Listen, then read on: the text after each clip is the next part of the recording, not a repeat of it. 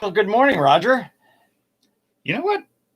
I missed not podcasting last week. Did we not pod? Padcast. Don't.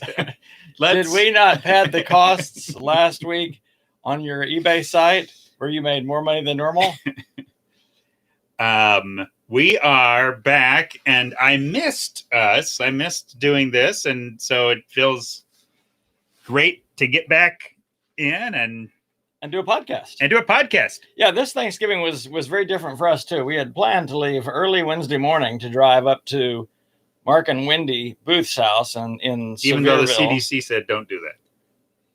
Yes, we thought that was the right thing to do, but it didn't work out that way because Marlena's coworker was exposed to someone who was exposed, who was exposed, who was exposed to someone who was exposed. I think it's 8 generations out at a wedding. And so we thought because of possible 7th level exposure, we shouldn't make that trip following the CDC guidelines for exposure. So we just went to Marlena's family's house and exposed all of them to possible exposure. Although the good news is most of them already had COVID, so we were exposed again.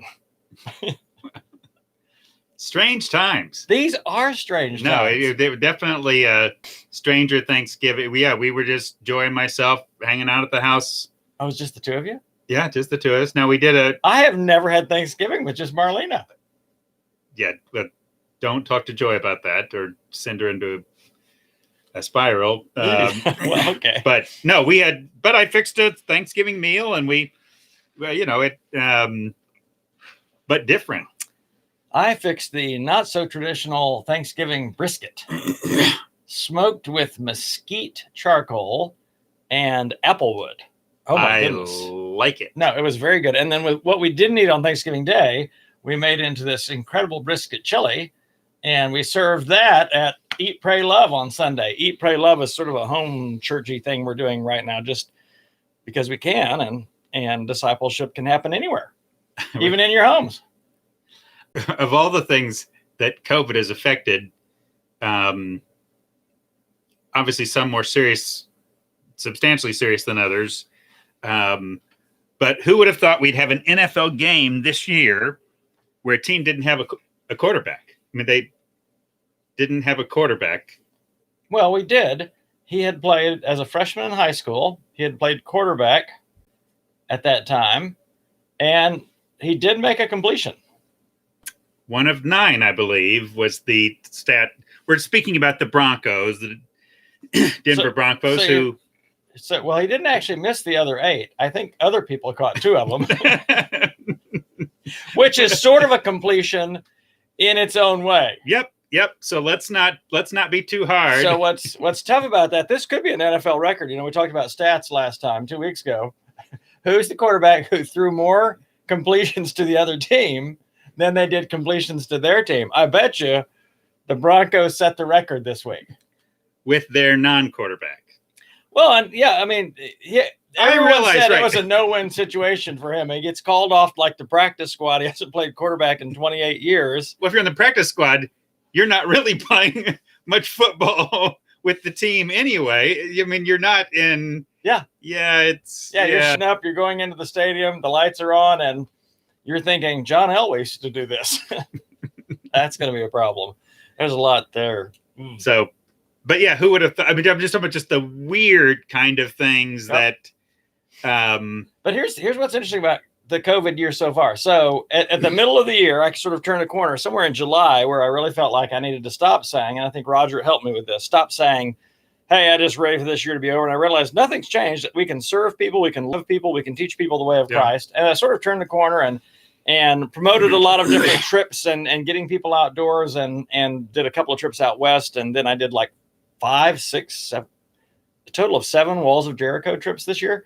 But I realized what COVID did long-term is it created more an environment where more people want to get out in the environment. They're ready to stop sheltering at home. So this weekend, Black Friday weekend and Cyber Monday and all that, I had a little special going on at the Born to Be Wild site. Had 17 new people sign up for trips out west next summer. So that's just that. Who would have? I mean, that's the most I'm already 48% above what I was last year in terms of Born to Be Wild stuff. So it's interesting how COVID, I think it's created an environment where more people want to get outside. Yeah. And they're like, I don't want to be cooped up. And so if you give me 4 days on the trail, I'll take it. Yep. No, that's, although as you were talking, I realized not everyone may understand Walls of Jericho. You talk about a Walls of Jericho trip. Well, okay, so the Walls of Jericho trip is where we reenact the falling of the Walls of Jericho. I have people march around. But then they scale. Did they actually scale the walls? I'm lying. They don't do any of that. No, the Walls of Jericho is a gorge in the state of Alabama that runs between the state of Tennessee and Alabama, and you hike 1,200 feet down into this gorge and then go back. And as you're going back to the falls, it narrows more and more and more and more, and the walls, literally the gorge goes up on the side. It's a beautiful sight. I mean, it's really a hidden gem in the state of Alabama. I need to, yeah. You'd be surprised how many people have lived here forever and never been to Walls of Jericho. Right. I need to do that. But it's interesting how we name things. You know, in the South, you get Walls of Jericho, which is obviously a biblical reference. The difficult thing is, didn't those walls tumble down at one point? Right. Yeah, that was a problem. They came crashing down. That was, yes. So I don't want that to happen. You don't want that to happen on your trip. No, that would be bad. Of all the weird things you've had happen on your trip, you haven't had walls fall on you yet. Yeah. 10 ladies 2 weekends ago. I know we talked about that. Had a great time. The ladies did super. They did. Actually, we may not have talked about that since we skipped one in between. No, I don't think we did. 10 ladies on the trail. It was so fun, to meet other people, and they would kind of look at us like there's one guy and 10 ladies. That's just weird. I wonder which was his wife. Actually, I have 10 wives. It was just sort of funny. Some Mormons on the trail today. That was very stereotypical. Well, I mean, it is a part of the more. How many Mormons do you actually know that have 10 wives? Well, none. I realize that part of the Mormon teaching allows for, contrast with part of the Judeo teaching allows for quite a few wives. Well, I'm saying, as I recall, that was actually not the Judeo plan, but it still happened. It still happened. Let's see. Solomon took it to a whole new level. 700 wives.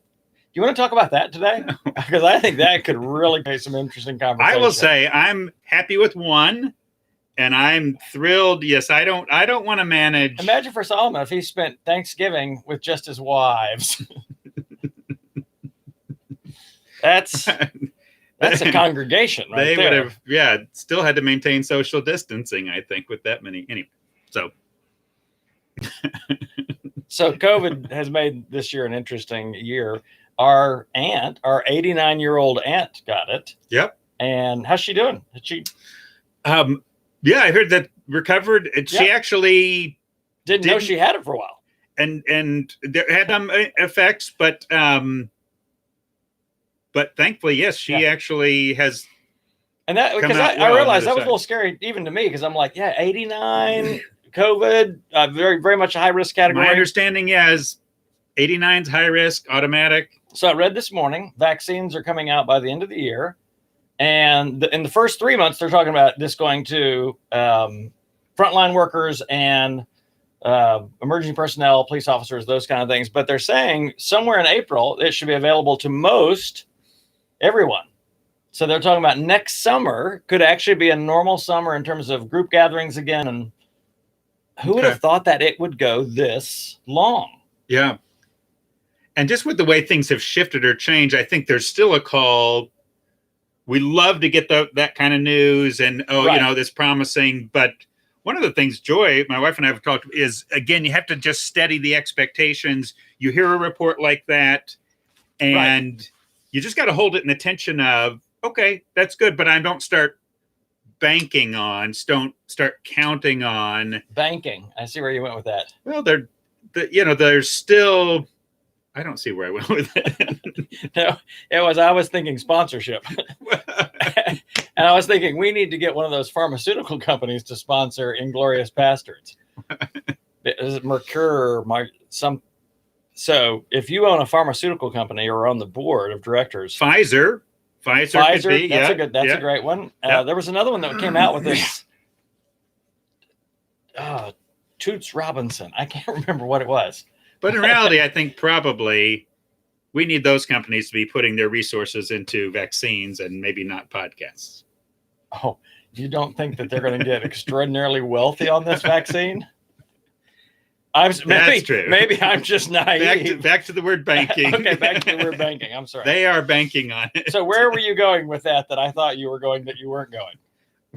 Do you even remember what you were talking about? What was I talking about? You said don't bank on the vaccine making everything normal again by next summer. Well, it's just having that, not getting too much. The experts have had to change things along the way because we're still learning. I think one of the things that we struggle with, particularly in the United States, where we look at all of our technology, and again, we have these high expectations for science and engineering. They're going to be able to, they're going to be able to fix things, and we can. But we've run into time and time again where COVID had a wrinkle we learned about later. We thought this, and then we adjusted this. So I'm still expecting there's going to be adapting. There's going to be adjusting. You start seeing some things as they're.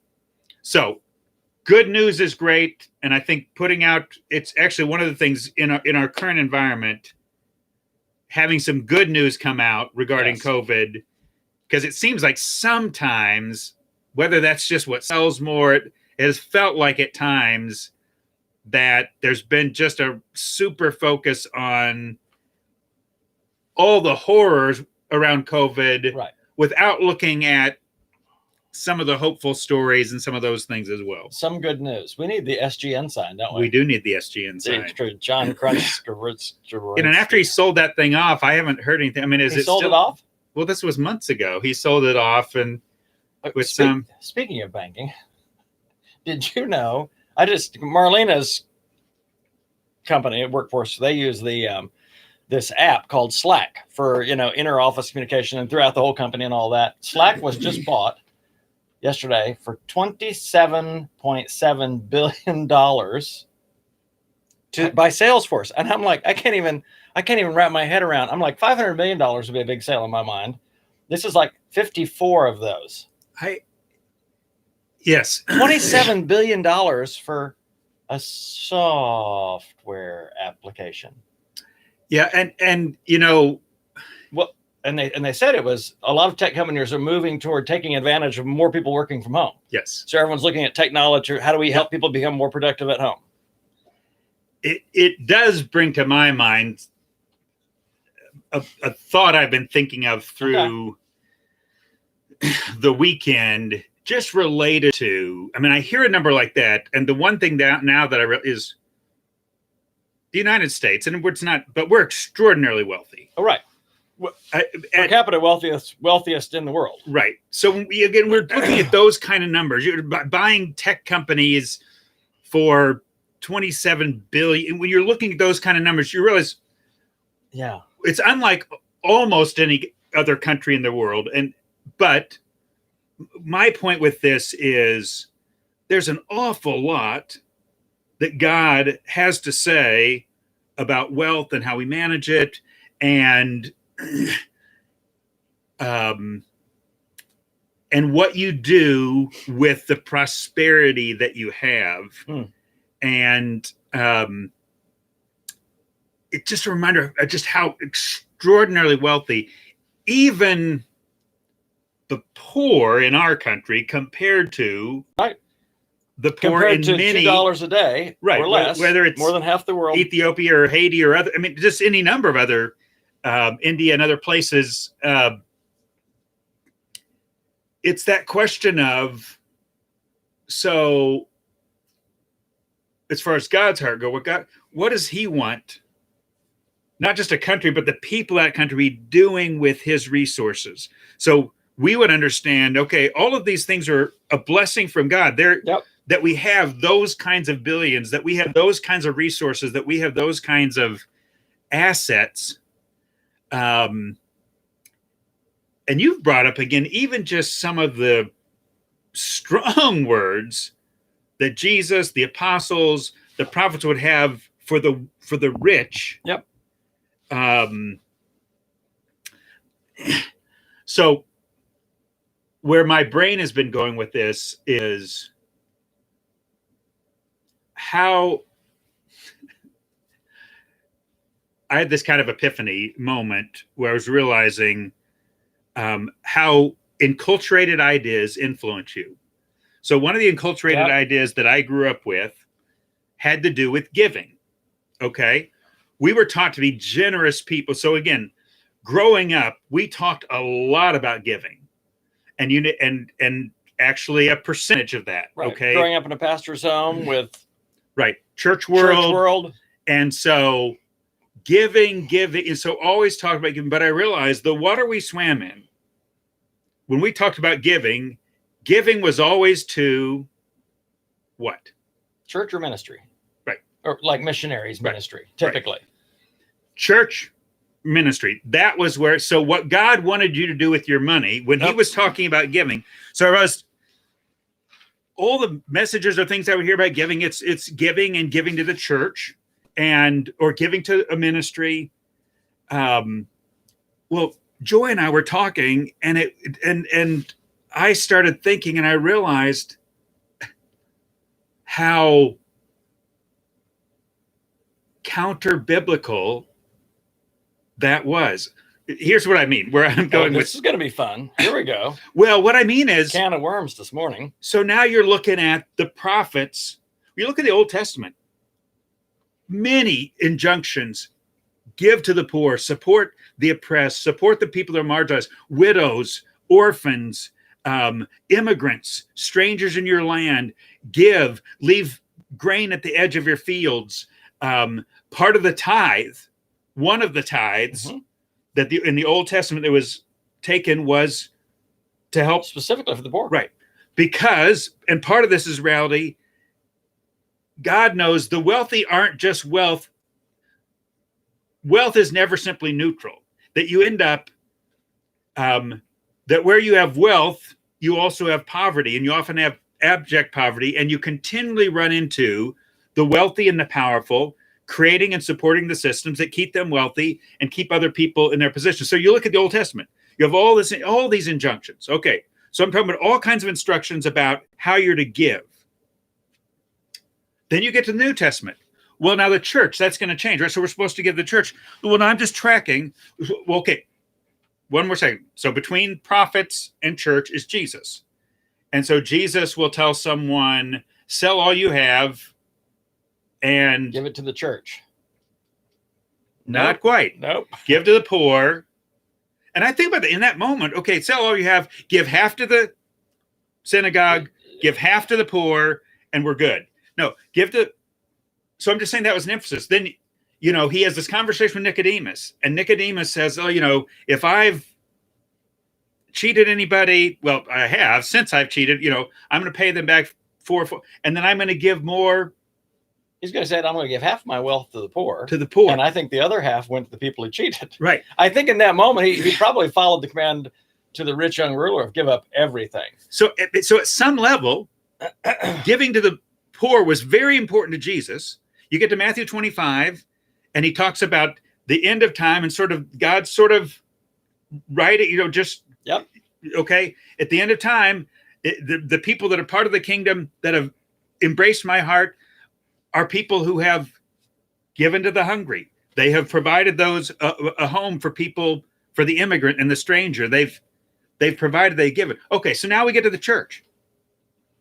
And I'm looking in the church, right? So the church starts in the book of Acts, and they start taking up money. And people start selling, like Barnabas sells property, Ananias and Sapphira sell property. Where's that money going? Well, that money is going, they were distributing it all to each one as they had need. The church was... It was going to the needy. Right. So you had the desperately poor. Yep.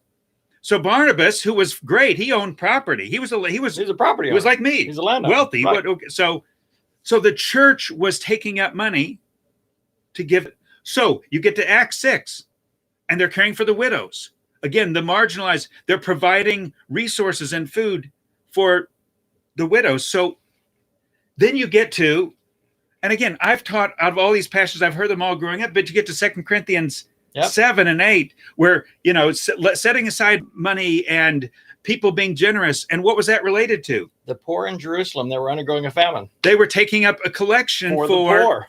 You remember the Apostle Paul says, whatever you do, don't forget to give to the poor. And I don't get your point. So, what's sobering is I wasn't teaching that for years, though. No, I wasn't, because for decades. I was in church world, and I knew almost intuitively, well, for church world to continue to exist, and my role in church world to continue to exist, we've got to give to the church. And again, there's a place for that. I'm not saying right. Old Testament knew, even Jesus, said that he was supported by these women of means. Right. So, but we miss what Paul said, without neglecting make sure you don't neglect or forget the poor. Maybe in the years that I did ministry, or at least in many of the years that I did ministry, I forgot the poor. Oh, yes. No, I would say, so for me, when I look at how pervasive cultural influences, you grow up, how could I miss? What I'm saying is all these. So where I'm going with that now is, I'm in a process of reorienting, because everything I had thought about, if I was setting aside a tithe, if I was setting off a tenth, well, that was all going to the church. And that was that giving was, the idea that I had was that God's heart was that giving is going to go to the church. Now Joy reminded me, okay, part of our thought with that was, well, then the church then is going to hand out, and they're going to distribute, they're going to, and again, part of when you're giving to a church, that is a trust. You're handing off. Sure. But I look and say, the early church, in every manifestation that's written about substantially in the scripture, was substantially caring for the poor, was substantially investing their dollars. And I'm just saying, the church I grew up in,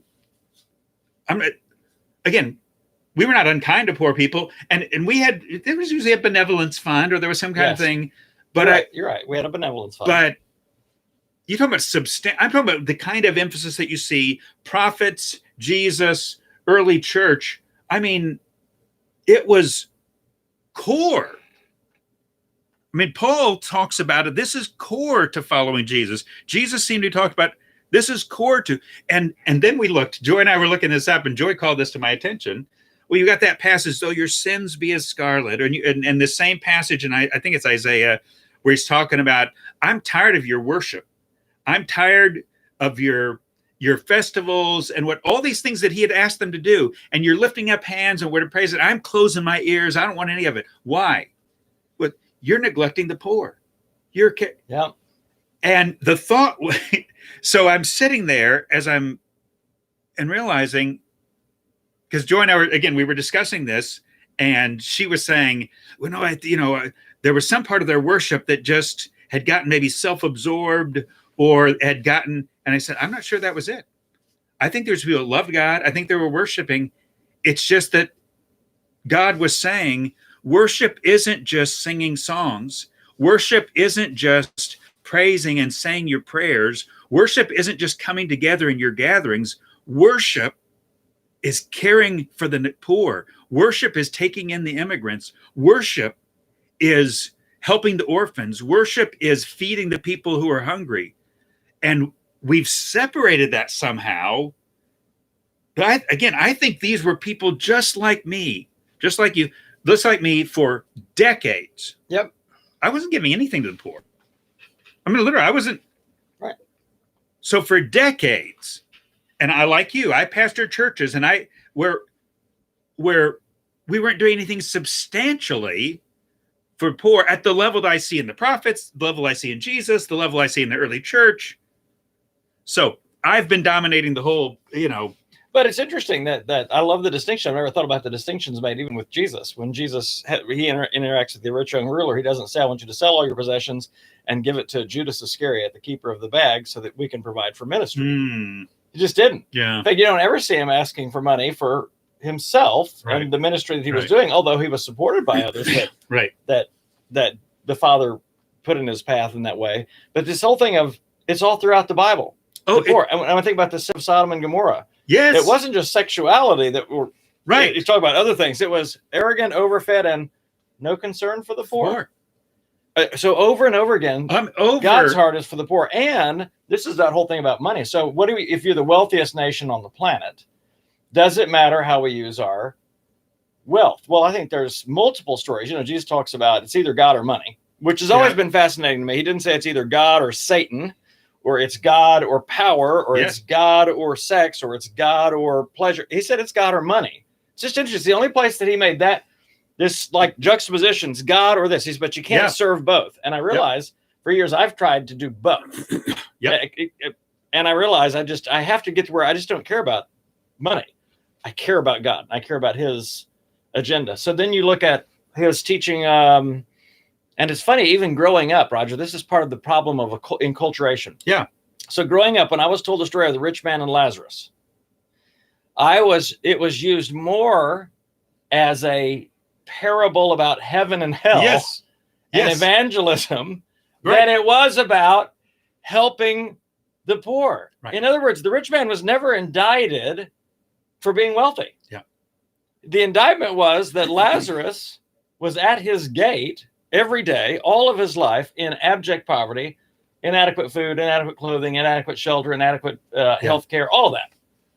And it seemed like the best he did was maybe a benevolent fund, which was scraps from his table, food scraps from his table. Giving away your used clothes. Giving away your used clothes. That would, don't even get me started. That was, we could go so far with this because we don't even realize, I didn't realize until I sat down with someone who does global work. When we send our used clothes to other countries, we're destroying their textile industries. Yeah. It's that whole thing of, it's important that we do things, but I love all that to say. Right. Interestingly enough, in the parable of the rich man and Lazarus, and Tim Keller was the one that first pointed this out that I know of, and it was beautiful. He said, there's only one story, there's only one parable in all of Jesus's parables where he gives someone in the parable a name. Mm-hmm. And it was the poor man. Yeah. And you know what Lazarus means? I don't. The one who God helps. It means God helps. Isn't that interesting? So it's almost like Jesus is weaving into this parable. You want to join God on his mission? Then help the people that he helps. Help the people that he's concerned about. Why did Jesus, I really am. I want to know what you think. Why did Jesus say, I've come to preach good news to the poor?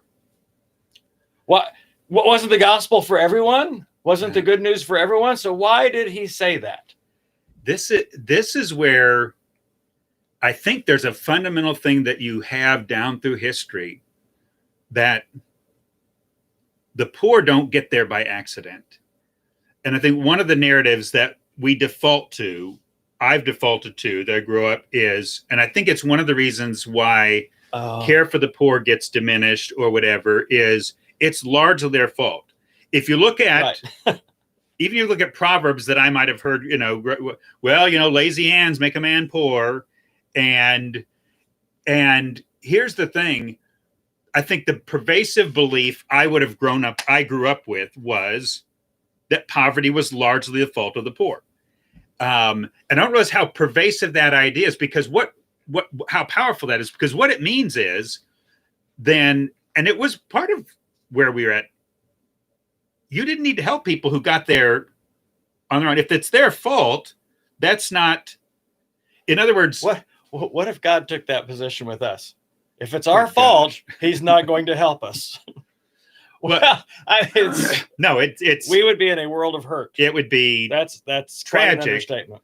But even there, the pervasive idea poverty is not largely influenced by the well-off or the middle class or the people that are doing okay.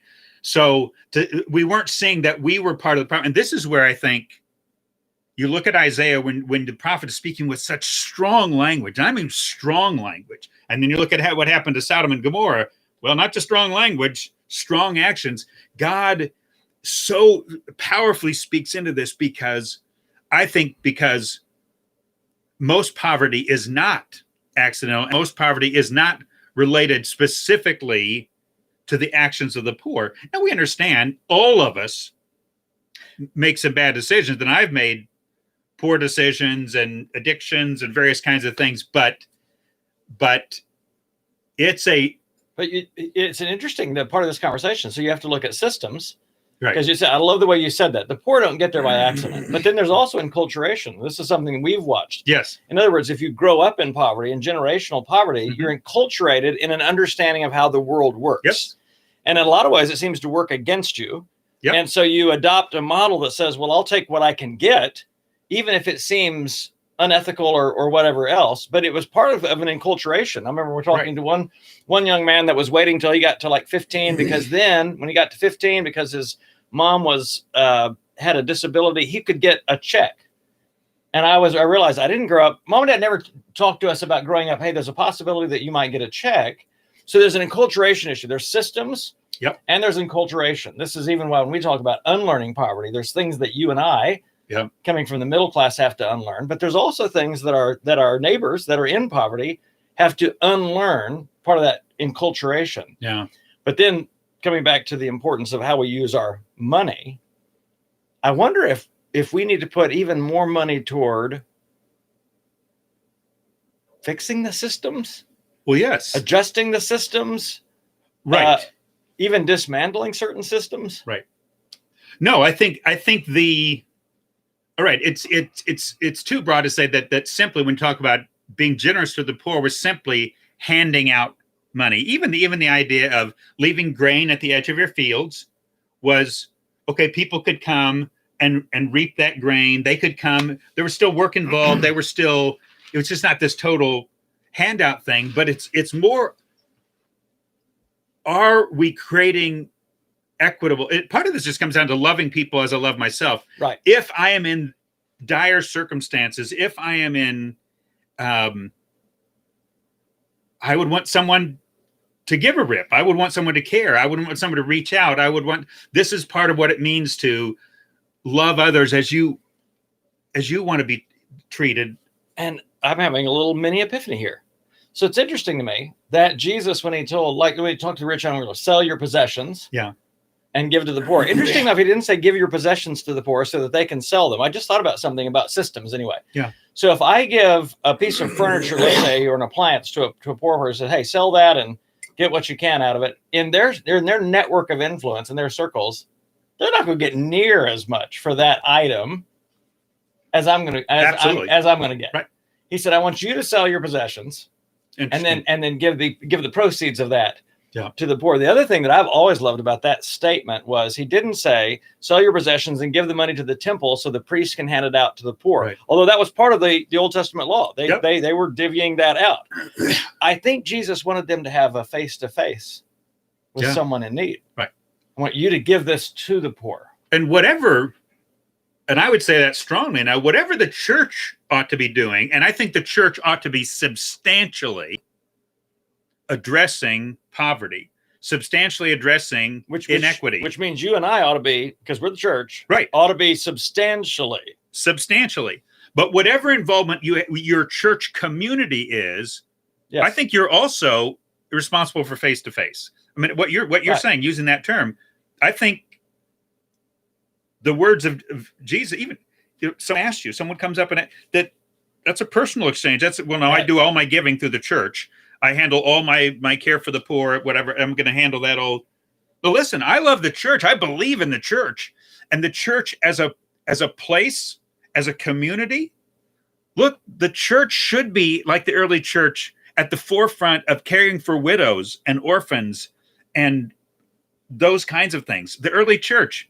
1 Timothy, the instructions were given about how you're going to care for the orphans. How are you going to care for the widows in your this? I realized this was just woven into the fabric of the early church.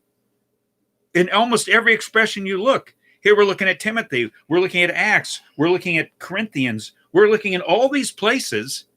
It was woven into the fabric. So it should be woven into the fabric of the church as a community, but the followers of Jesus as individuals should also be actively engaged with. We need the wealthy and well-off like me. We need to be seeing another part of the world. We need to walk with people who live in very different circumstances financially than we have. And so we need to be generous in those ways. I guess what is, for all this that I've been thinking about, part of the heaviness that I have is when I think about sort of the water in which we swam, you know, growing up, whatever, I still see a lot of that in the church. In fact, I say this cautiously, but I realize all down through history where you've had followers of God, people of the people James is talking to in James chapter 2. And he said, look at you. You've got the poor sitting in lower places. You don't even realize what I think these, again, they're people that love Jesus. They're going to church. They don't even realize they've typecast the poor. And wasn't James the one that said, by the way, when you see a poor brother in need and you, hey, be warmed and filled. God bless you. Hey, I'm praying for you. But do nothing to help meet that need. How can you say that the love of the Father is in you? Wow. No, you've got substantial, and I realize we still end up having these good people that James is writing to. You have to have some kind of reason. And whether that's, I realize that one of those is if poverty is largely the fault of the poor, then I have an automatic out. Right. I'm just saying, I get out of jail free card. I'm not saying that it should, but I'm saying that's one of those things that happens. So again, this is the larger question. You're already addressing it. It was in my mind, which is why I was so quiet. I'm like, all right, so if that was woven, and if this giving to the poor and caring for the poor and taking care of the marginalized, the vulnerable, if that was woven into the fabric of the Old Testament, the prophets, Jesus, the early church, the apostles' teaching, how did it get unwoven from church culture now? One was it's their own fault. What are some other things? Well, I'm going to tell you, and first of all, the enemy's a deceiver. Okay. His specialty, so where he's always done, the enemy of our souls, the deceiver, has always done his best work, is where he appears like an angel of light, where it actually looks like good. Right? Okay, yeah. So one of the pushbacks, and I'm seeing this now on a regular basis, is social gospel. This caring for the poor thing, this looking out for immigrants. I've heard people, you know, oh no, we're not supposed to get political.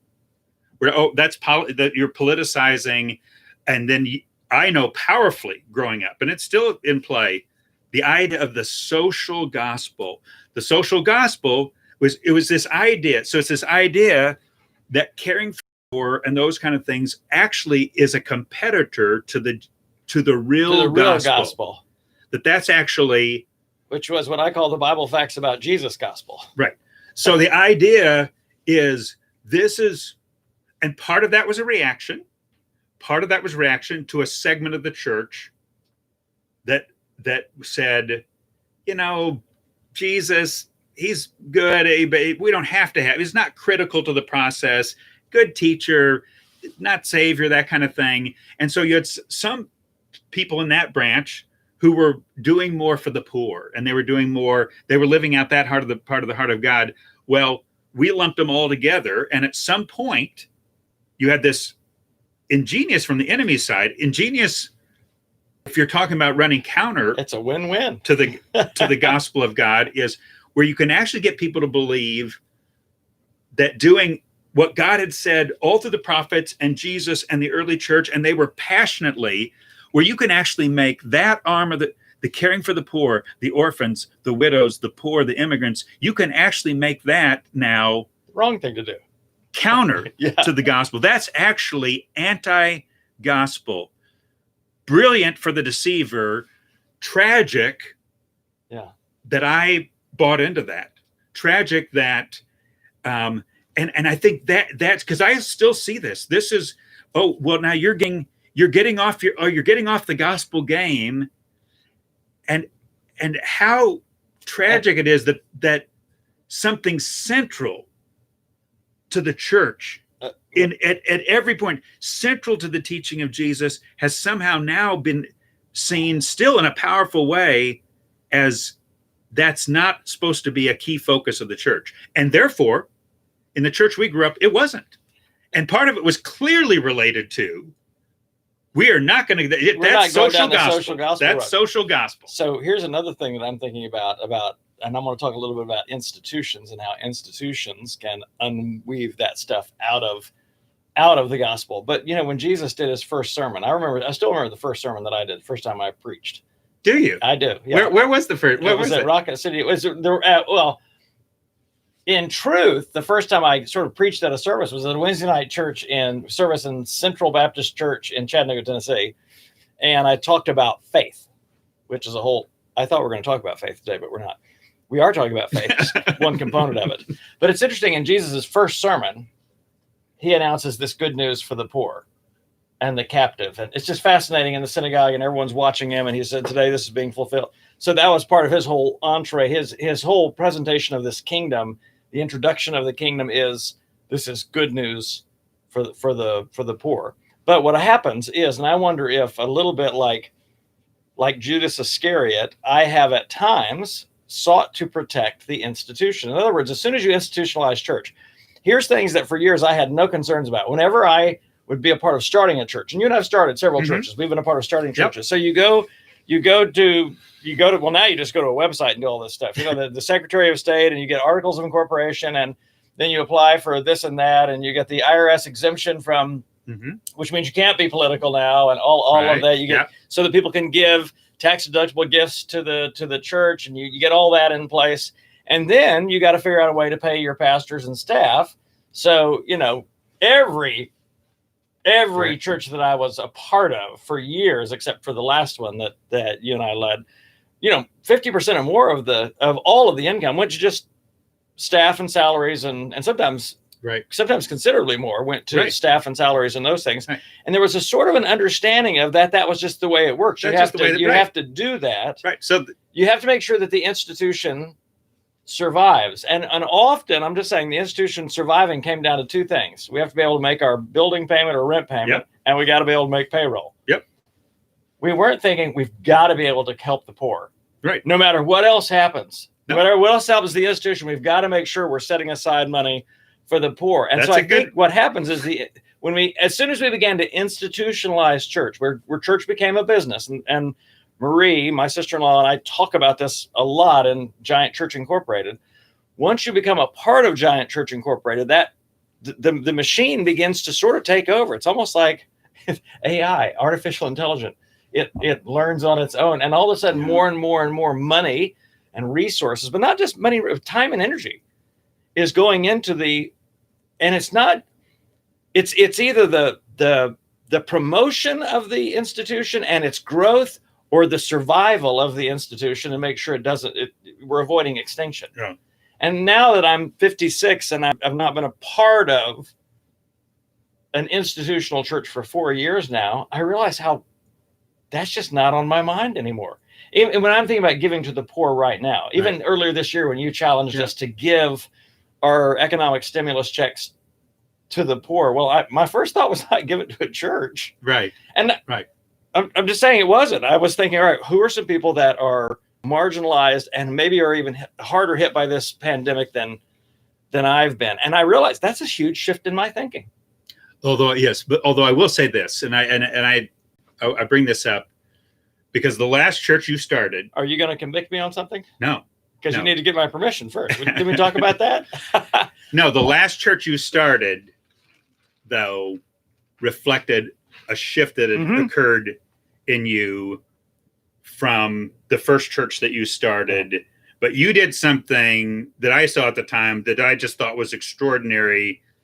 But all the giving that came in the church when you started the church, every dollar that came in the church, 50% went to mission outside of the church, outside of the local church. 50% from the beginning, it was set aside for mission work and largely to the poor. And I say that first of all, that is possible.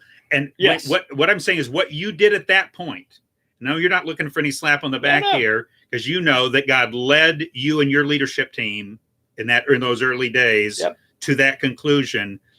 But that was, to me, closer. That was more fit. The church in Acts that I see, when they were taking things in, whatever, a substantial, where you say, Yeah. you made it a non-negotiable.